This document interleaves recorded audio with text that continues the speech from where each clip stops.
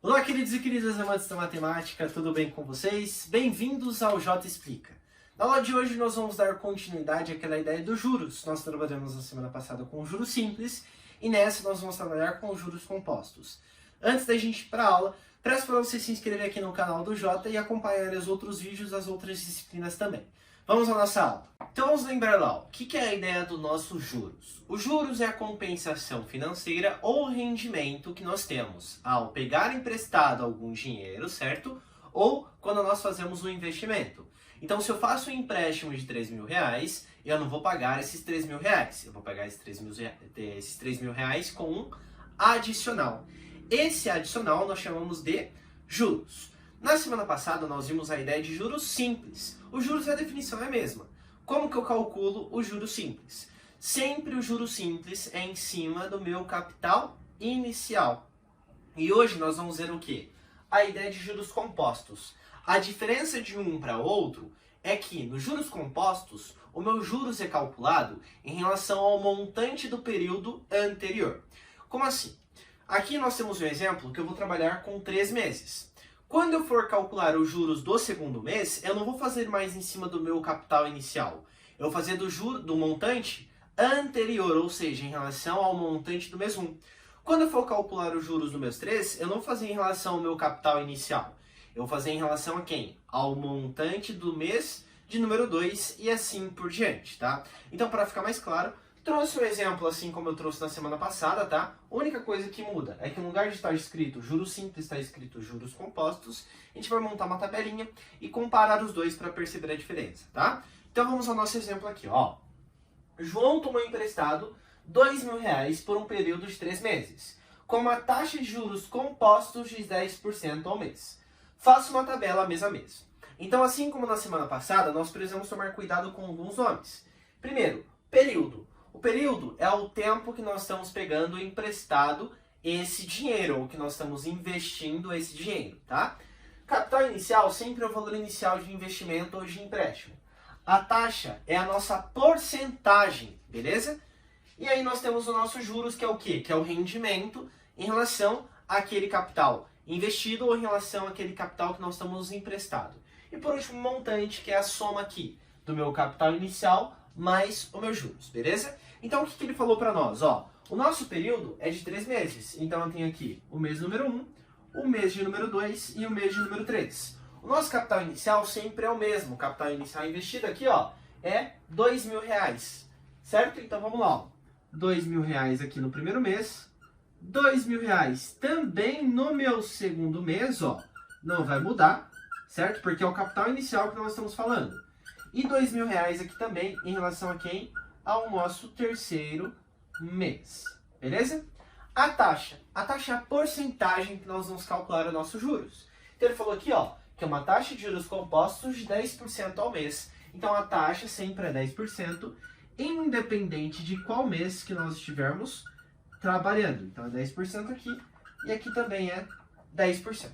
E por último, os nossos juros. Como que eu vou fazer os juros? Os juros é sempre em relação agora ao período anterior. Então, se eu vou calcular lá os juros do mês 1, o período anterior é quando eu fiz o investimento, quando eu peguei emprestado nesse caso, né, que é R$2.000. Então, eu faço aqui, ó, 10% de R$2.000. Lembra da porcentagem? É 10 sobre 100 vezes 2.000. Por que 10 sobre 100? Porque a definição de porcentagem é isso, né? Fica 10 sobre 100 aqui, ó, que é o meu vezes, que é aquela ideia do D, R$2.000, tudo bem? Posso fazer aqui, ó, corta, corta, corta, corta, faço 10 vezes 20, que dá quanto? Dá 200. E isso é o meu juros do meu período anterior. Professor, deu igual ao anterior? Sim, por quê? Porque a gente está fazendo em relação ao meu capital inicial. Então vai dar igual mesmo, beleza? Tá, fiz isso aqui, como é que eu calculo o montante agora? Eu pego o que eu tinha, que era R$2.000, mais o meu 200. Quando eu fizer isso, eu encontro R$2.200. Isso daqui é quem? É o montante no mês 1. Se ele só perguntar os juros, quanto que foi os juros foi de R$200. Beleza, passou o primeiro mês, vamos agora ao segundo mês. Como que eu faço para calcular isso? Ó, segundo mês, capital inicial R$2.000, 10% a taxa de juros. Quando eu for fazer esse 10%, nos juros simples, eu fazia sempre em relação ao meu R$2.000. Mas nos juros compostos eu faço em relação ao montante do período anterior. Então eu não vou fazer mais 10% de 2.000. Eu vou fazer 10% de quanto? De R$ 2.200 agora, ok? Então, ó, 10%, então 10 sobre 100, vezes R$ 2.200. Simplifica esse com esse, fica 10 vezes 22, que dá R$ 220. Quando eu for fazer o montante em relação ao meu segundo mês, eu vou pegar lá, ó, o montante anterior, certo? Que é 2.200 mais 220, que é igual a R$ 2.420. Então, se ele perguntar o montante em relação ao segundo mês, é R$ 2.420. Se ele perguntar o montante ao segundo mês, é quanto? É R$ 420. Por quê? Porque eu tinha quanto no inicial? R$ 2.000. E agora eu tenho quanto? R$ 2.420. Então tá vendo que aumentou, certo? A maioria dos problemas que aparecem em relação ao juros simples. Quando a gente fala de Enem, a maioria que aparece, se a gente fizer um levantamento, é juros compostos. Mas para trabalhar com juros compostos, você precisa ter umas ideias muito importantes na cabeça. A primeira é a ideia lá de exponencial, tá? De equação exponencial, e a segunda é a ideia de equação logarítmica, tá bom? Porque uma é o inverso da outra, beleza? Continuando aqui. Calculei do segundo mês, vamos agora ao terceiro mês. Como que eu vou calcular esses juros? Vai ser 10% em relação ao montante do mês anterior, ou seja, R$ 2.420. Então vem aqui, ó, 10 sobre 100 vezes R$ 2.420. Ó, esse zero eu vou cortar com esse daqui, e esse daqui eu corto com esse, tá? Quanto que sobrou então? R$ 242.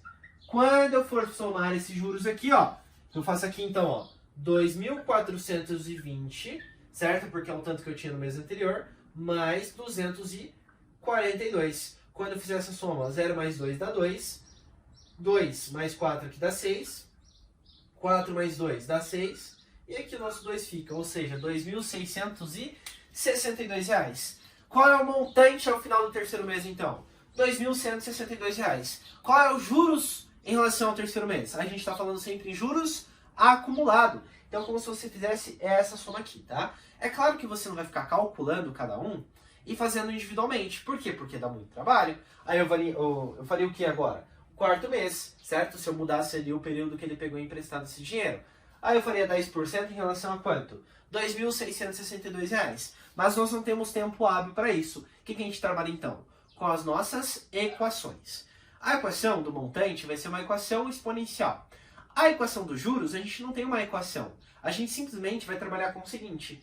Para calcular os juros, eu vou pegar o que, ó. Se eu quiser calcular, por exemplo, os juros em relação somente do terceiro mês em relação ao segundo mês, ou seja, daqui para cá.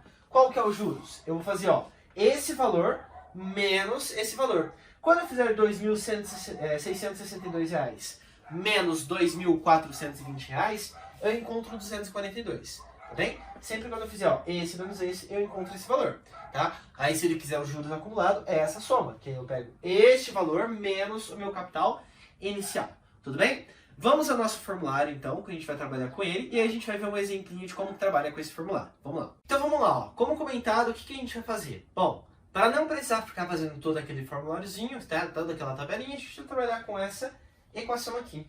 Essa equação relaciona lá o montante, o capital, a taxa e o meu tempo. Lembrando que para calcular os juros, eu pego o montante que eu tô, menos o montante do período anterior, tá? Dependendo do que ele estiver perguntando, ou o montante menos o capital inicial, tá bom?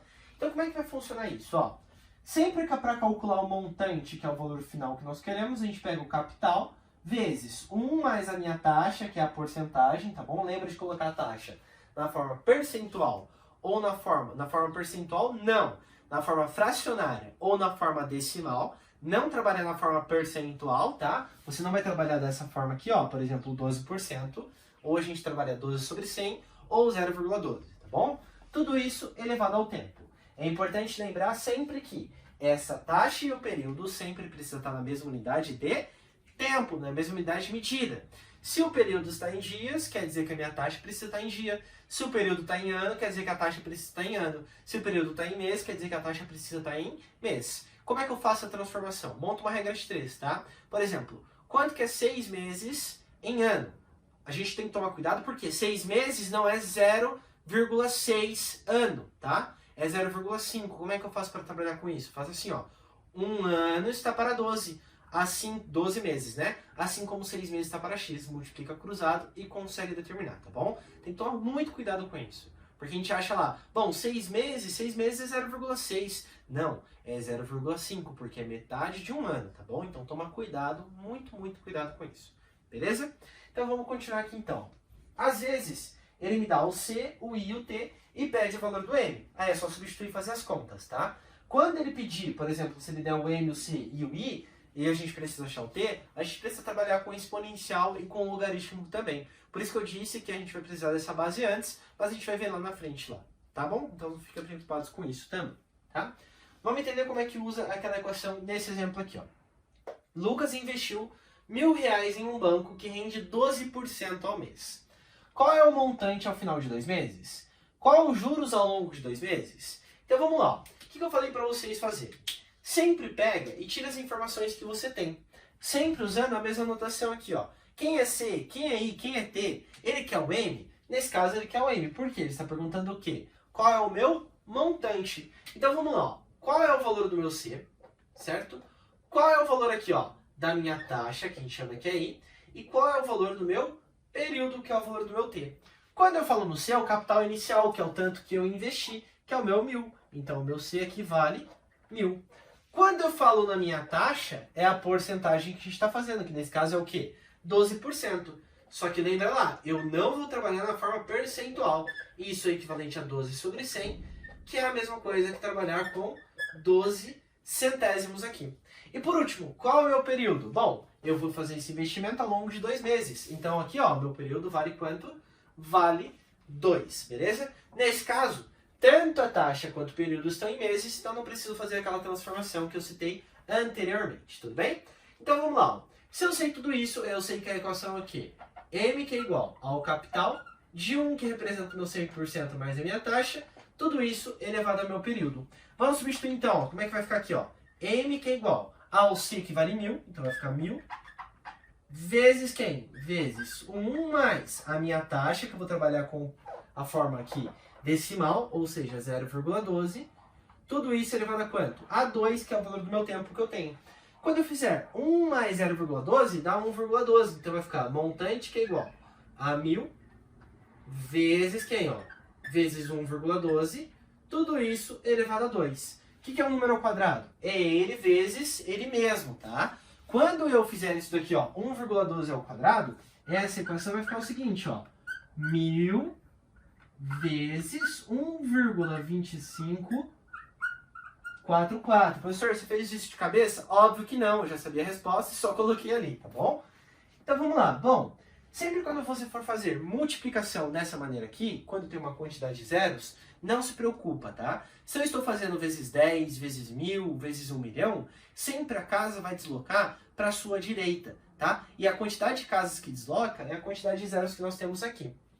Para a divisão é o contrário, tudo bem? Se eu divido por 10, divido por 100, divido por 1.000, por 1 milhão, não importa a quantidade, a casa desloca para a minha esquerda, beleza? Nesse caso, a esquerda de vocês, né? Tá? Então vamos lá, ó. Estou multiplicando por 1.000. Quantos zeros eu tenho? 1, 2, 3. Então o que vai acontecer com essa casa? Ó, ela vai pular 1, 2, 3, ela vem para cá. Então quando eu faço 1.000 vezes aquele número, eu encontro aqui um montante final como sendo o quê? Ó?